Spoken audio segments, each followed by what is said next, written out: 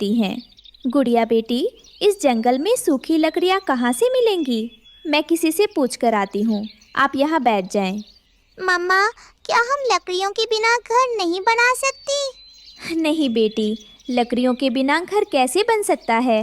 रानो चिड़िया अपनी बेटी को एक पेड़ के नीचे बैठाकर चली जाती है। रानो चिड़िया एक बूढ़ी फाख्ता के पास जाती है। माँ जी, मैं इस जंगल में नई आई हूँ। मुझे और मेरी बेटी को अपने लिए घर बनाना है। हमें घर बनाने के लिए सूखी लकड़ियाँ कहाँ से मिलेंगी? बेटी, ये जंगल हरा भरा है। इस जंगल में तो सूखी लकड़ियाँ नहीं हैं। आपको अगर घर बनाना है तो दूसरे जंगल से सूखी लकड़ियाँ लानी होंगी। मैं तो अकेली हूँ, मैं अकेली ये सब कैसे कर सकती हूँ? ठीक है माँ जी, मैं तिनकों से अपना घोंसला बना लेती हूँ और फिर जब बारिश होगी तो देखा जाएगा। रानो वहाँ से उड़ती है और अपनी बेटी को लेकर लकड़ी तलाश करने निकलती हैं। तब उसकी नज़र एक नारियल के पेड़ पर पड़ती है। वो सामने नारियल का पेड़ है। उस नारियल के पेड़ पर नारियल के फल भी लगे हुए हैं। हम दोनों माँ बेटी उस नारियल के फल को भी तो अपना घर बना सकती हैं। गुड़िया चिड़िया उड़कर नारियल के पास जाती है और उसमें चोंच मारकर छेद करती है। वह पानी पीती है और अंदर बैठ जाती है। थोड़ी देर में रानो आती है। गुड़िया, गुड़िया बेटी कहाँ हो आप? मम्मा, मैं यहाँ हूँ, नारियल के अंदर। गुड़िया बेटी, क्या इस नारियल में मेरे लिए भी जगह है? हाँ मम्मा, हम दोनों माँ बेटी इसके अंदर आसानी से रात गुजार सकती हैं। मुझे सूखी लकड़ियाँ नहीं मिली, लेकिन ये भी अच्छा है। ये नारियल का घर सुरक्षित भी है और मजबूत भी। रात हो जाती है, दोनों उसी में सो जाते हैं। अगली सुबह कालू कौवा और गोरी कौवी वहाँ आते हैं। कालू जी, मुझे तो भूख लगी है, कोई फल खाने को दिल कर रहा है। वो देखो, सामने नारियल के पेड़ पर एक नारियल का फल लगा हुआ है। हम वो फल जाकर खा लेते हैं। कौवे नारियल पर चोंच मारते हैं। अंदर आवाज आती है। मम्मा, ये आवाज कैसी है? शायद कोई हमारे नारियल के घर को बाहर से चोंच मार रहा है। रानो और गुड़िया बाहर निकलती हैं। कौवा, कौवा रुक जाओ, इसे मत खाओ। ये तो मेरा और मेरी बेटी का घर है। घर है? ये कैसा घर है? ये तो हमारा भोजन है। घर बनाना है तो कहीं और जाकर बनाओ। हम तो ये नारियल खाकर अपनी भूख मिटाएंगे। कौवे नारियल खाने लगते हैं। रानो और गुड़िया बेघर हो जाती हैं। मम्मा, इन कौवों ने तो हमारा घर ही खा लिया। अब हम कहाँ जाएंगी? चलो गुड़िया बेटी, हम किसी और जगह चली जाती हैं। वे पहाड़ों की तरफ जाती हैं, जहाँ एक बड़ा अनार का पेड़ मिलता है। मम्मा, अगर हम इस अनार के फल को अपना घर बना लें तो कैसा रहेगा? हाँ बेटी, हम इस अनार के फल को अंदर से खाकर खाली कर लेती हैं और फिर आराम से इस घर में रह लेंगी। वे अनार खाली करके उसमें रहने लगती हैं। शाम को मिट्ठू तोता आता है। चिड़िया, चिड़िया, तुम इस अनार से बाहर निकल जाओ, मैं इसे खाने आया हूँ। तोते भैया, ये अनार का फल अब मेरा घर है, मैं अपना घर नहीं छोड़ सकती। अंकल तोते, हमने तो ये अनार का फल अंदर से पहले ही खा लिया है। मैं इसका रस नहीं बल्कि छिलका खाता हूँ। अब बाहर निकलो, ये जंगल के फल खाने के लिए हैं, घर बनाने के लिए नहीं। नहीं, हम नहीं निकलेंगे, तुम जाओ यहाँ से। मैं अभी कौवों को बुला कर लाता हूँ। तोता कौवों के पास जाता है।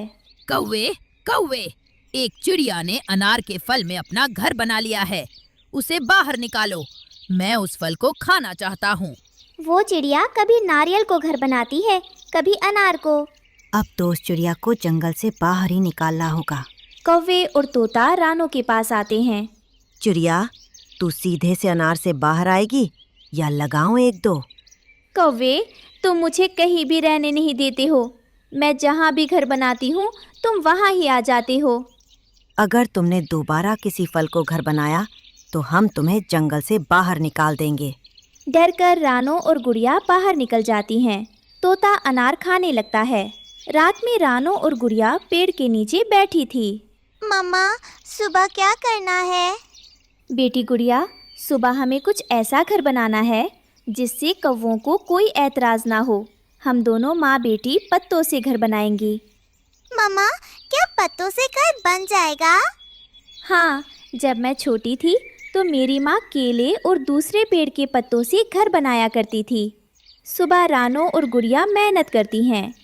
गुड़िया बेटी, जब तक मैं पत्ते साफ करती हूँ, आप झील किनारे जाओ और सूखी घास ले आओ। वे दोनों मिलकर शाम तक केले के पत्तों का सुंदर घर बना लेती हैं। शाम को भारी बारिश और तूफान आता है। माँ, आसमान को देखो, काले बादल आ रहे हैं। हाँ बेटा, लेकिन हमें परेशान होने की ज़रूरत नहीं है। हमारे पास अपना मजबूत केले का पत्तों का घर है जो हमें इस परेशानी से बचेगा। आओ बेटा, अंदर चलो।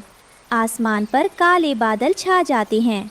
रानो और गुड़िया अपने मजबूत पत्तों के घर में सुरक्षित थीं, लेकिन कौवों का तिनकों का घोंसला टूट जाता है और वे भीगने लगते हैं।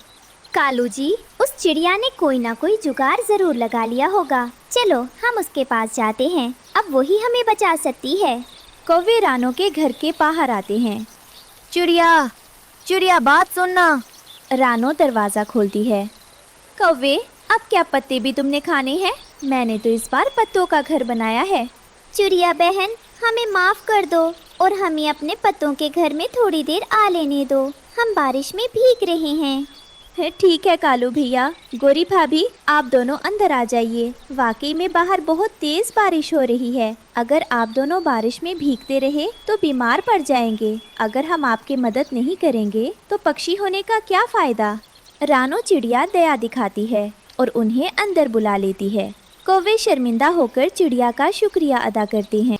एक हरे भरे जंगल में एक ऊंचे अंगूर के पेड़ पर रानो चिड़िया और उसके प्यारे पति टुन्नू चिड़ा का घोंसला था। वही उनका संसार था, वही उनकी खुशियां थीं। पर उसी पेड़ के नीचे अंधेरे में रहता था एक खतरनाक काला नाग। टुन्नू देखो, मैंने 2 अंडे दिए हैं।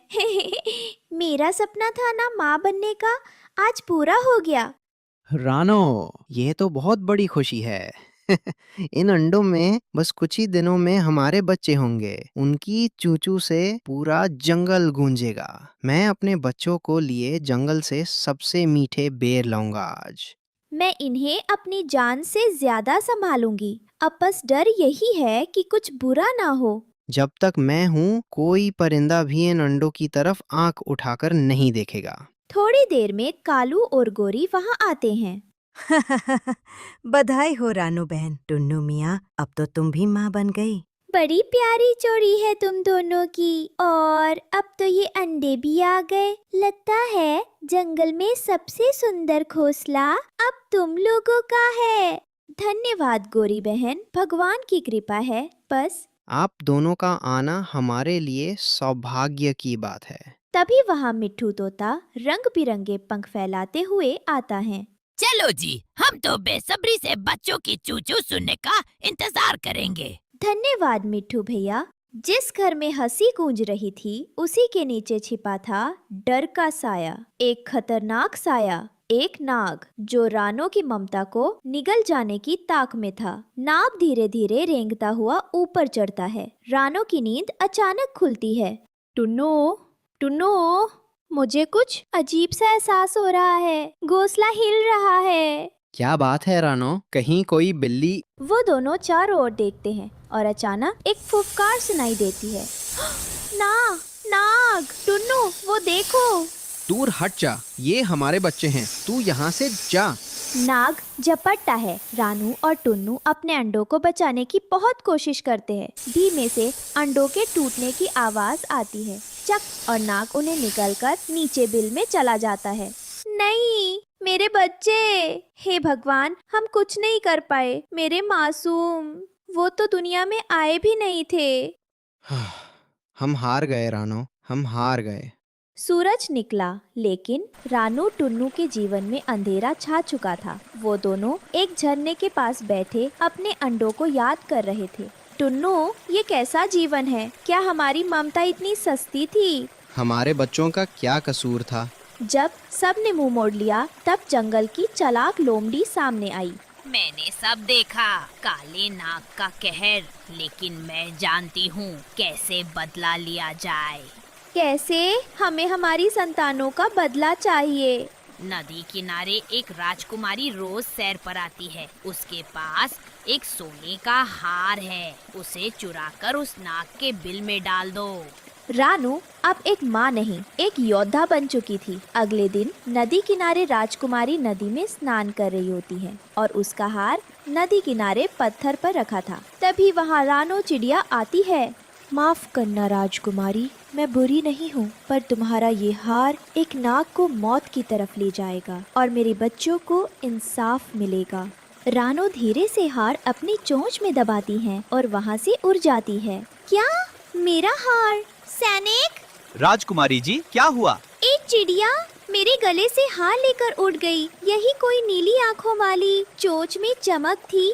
एक चिड़िया ने हार चुराया, जंगल की ओर उड़ गई होगी। हम अभी निकलते हैं। रानो ने हार को काले नाग के बिल में डाल देती है। अब इंतजार था इंसानों के आने का और तभी सैनिकों की टुकड़ी जंगल में घुसती है। हर पेड़, हर झाड़ी, हर बिल को छांट डालो। हमें वो सोने का हार चाहिए। राजकुमारी का आदेश है, जिसने भी चुराया, चाहे पक्षी हो या पशु, उसे बख्शा न जाए। सैनिक जंगल छान मारते हुए नाग के बिल तक पहुंच गए और जब उन्होंने उसका गला देखा, सारा शक यकीन में बदल गया। देखो, यही है सोने का हार नाग के गले में। इस जहरीले सांप को तुरंत मारो। सभी मिलकर भाले और तलवारों से नाग पर हमला करते हैं और नाग मर जाता है। मर गया। हाँ, बहुत जहरीला था। देखो कितना बड़ा था। अब चलो, राजकुमारी को उसका हार वापस देना है। वही दूर से एक पेड़ के पीछे रानो और टुन्नू ये सब देख रहे थे। बच्चों, आज तुम्हारा बदला पूरा हुआ। तुम्हारी माँ ने हार नहीं मानी। अब चलो टुन्नू, एक नया घर बनाएंगे और एक नई उम्मीद। एक नदी किनारे पालक के पत्तों से बने घर में रानो चिड़िया अपने 2 बच्चों के साथ रहती थी। तभी घर के बाहर